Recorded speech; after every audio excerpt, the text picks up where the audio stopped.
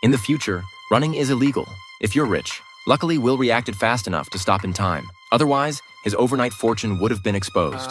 To mask the fact that he was born poor, Will walked straight into a 5-star hotel, skipped any explanation, and booked a presidential suite on the spot. Strangely enough, the front desk didn't charge him a dime. They just scanned his wrist with the device and handed him the room key.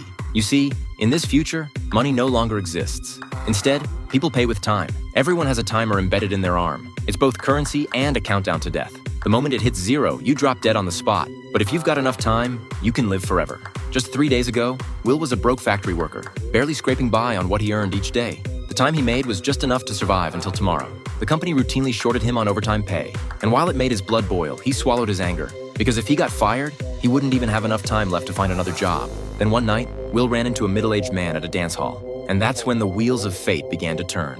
The man's timer showed a full 100 years. But flashing that kind of wealth naturally attracted the wrong crowd. Will stepped up to warn the guy, only to be brushed off with cold indifference. Right then, a gang of time robbers got wind of where he was and rushed to the bar. The packed dance floor emptied in seconds as everyone scrambled to get out.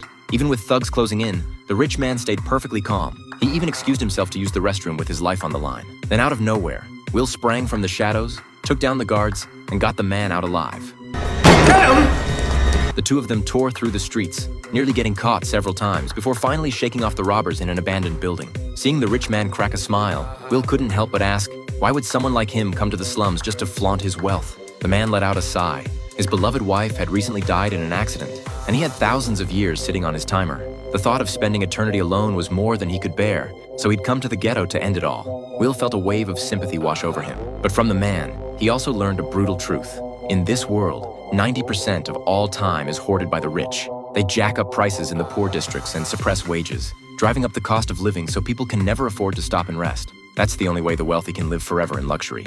Then the rich man asked Will, if you had as much time as I do, what would you do? Will rolled up his sleeve, glanced at his nearly empty timer, and answered without hesitation. He wouldn't waste a single second. The rich man just looked at him in silence. The next morning, Will checked his wrist like he always did, and nearly fell over. His timer now showed 100 years. The rich man was gone. Will rushed to the window and saw the man sitting quietly by the bridge. He'd given every last second of his life to Will, then simply waited for the end. The moment his heart stopped, the man slipped gently into the river and vanished beneath the current. By the time Will got there, all he found was a cold, lifeless body. But what he didn't know was that an inconspicuous security camera overhead was about to bring him a world of trouble. That night, Will showed up with flowers, hoping to surprise his mother. But when the bus pulled in, she wasn't on it.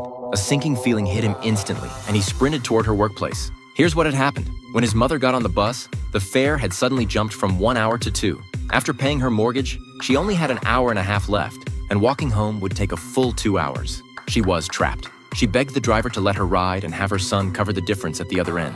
But company rules were ironclad, and the driver's hands were tied. Not a single passenger offered to help. So she got off to try the bank for a loan, only to find it had already closed.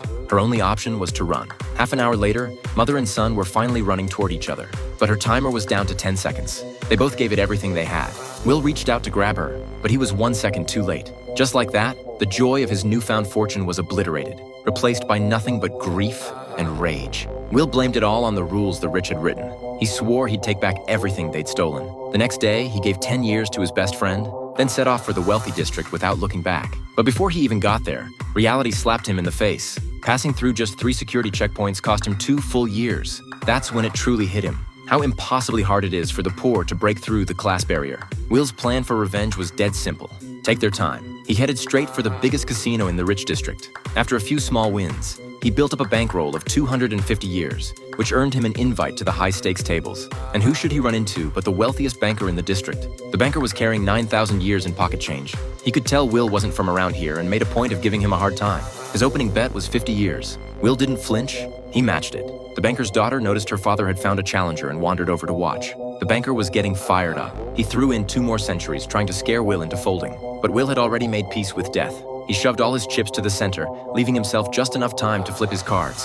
Father and daughter were both stunned, speechless. Luck was on Will's side. He won the entire pot, pushing his total past 1,000 years. The banker was so impressed by his nerve that he introduced Will to his daughter and invited him to a dinner party at his mansion. Will happily accepted, but the look Sylvia gave him as she walked away, she was clearly interested. That was enough to make Will think he'd actually made it into high society. His thirst for revenge faded to the back of his mind. He swung by a car dealership, dropped 60 years on a supercar, and drove straight to the banker's oceanfront estate. The banker warmly introduced his family, his mother-in-law, his wife, and his daughter. With a little nudge from her father, Sylvia and Will shared a dance in the center of the room. The more they talked, the more they clicked. Sylvia started to feel there was something different about Will, and her feelings only grew stronger. But just as the evening was going smoothly, the timekeepers showed up and hauled Will upstairs for questioning. They'd found the rich man's body under the bridge, and the surveillance footage made Will look suspicious. Cross-referencing his checkpoint records with citywide cameras, they'd tracked his every move. Will kept his cool and explained, the man took his own life and gave away his time willingly. But the lead officer scoffed. In all his years on the force, he'd never once seen a rich person commit suicide. Only the poor killed over time. So Will never got a chance to defend himself. Nearly all his time was confiscated, leaving him with just 2 hours. Officially, it was lawful seizure. In reality, it was a death sentence. Will wasn't about to sit around and wait to die. When the guards let their attention slip, he struck fast, knocked them both out, leaped downstairs, grabbed Sylvia as a hostage, and sped off. The officer jumped in his car and gave chase. Thankfully, Will was a hell of a driver. He deliberately went the wrong way down traffic and used a semi-truck to force the pursuit car to a stop, buying them just enough room to escape. But a new problem was already staring him in the face. He had less than an hour left. He desperately asked Sylvia for help, but she flatly refused. She wasn't about to lend her time to a murderer. There was no time to explain. Will just kept driving toward the slums with Sylvia in tow. As for how he managed to survive the trip, one look at Sylvia's tear-streaked face told the whole story. He thought they were in the clear, but an ambush was waiting up ahead. The car spun out and rolled down a hillside, knocking them both unconscious. Before long, the time robbers arrived on the scene. Seeing Will had only half an hour left, the boss figured the trip was a waste. Then he spotted 10 full years on Sylvia's wrist. But before he could finish the transfer, police sirens blared from every direction. His crew scattered, and the boss, seething, had no choice but to bail. Shortly after the robbers left, Sylvia woke up first. Seeing she was down to just 30 minutes sent a jolt of clarity through her foggy mind. Will, on the other hand, was strangely calm, because he'd given those 10 years to his friend, and now it was time to cash in that favor. It was the friend's wife who answered the door. Will asked where his buddy was, and the answer hit him like a freight train. After coming into all that time, his friend blew 9 years in one night buying drinks and drank himself to death at the bar. The guilt cut through Will like a knife. His act of generosity had gotten his friend killed. They were down to just over 2 minutes, and things were spiraling fast. Will racked his brain for a way out while Sylvia kept arguing, making it impossible to think straight. He snapped at her to stop, and in that moment, an idea struck.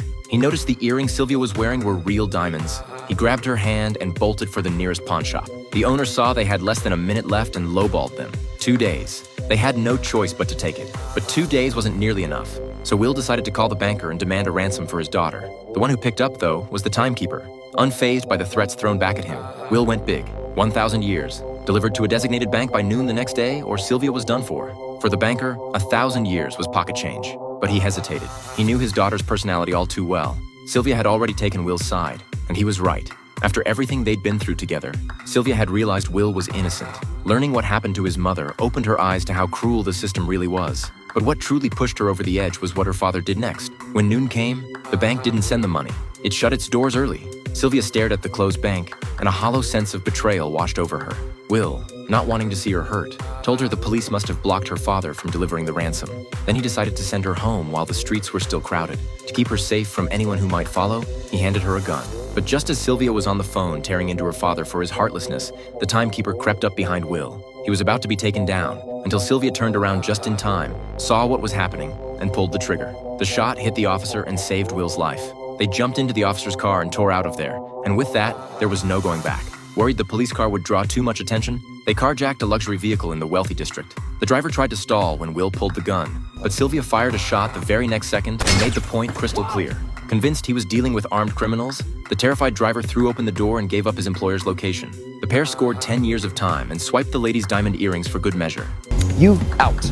Then they drove off without a backward glance. Between assaulting an officer and armed robbery, the two were now wanted across the entire city. When the banker found out, he went straight to the timekeepers, ready to spend 1,000 years to get his daughter's warrant dropped. But the lead officer refused to play ball. Left with no other option, the banker pulled strings with the higher-ups in law enforcement. What he never could have predicted, though, was what Sylvia was about to do next. Something even God himself couldn't save her from.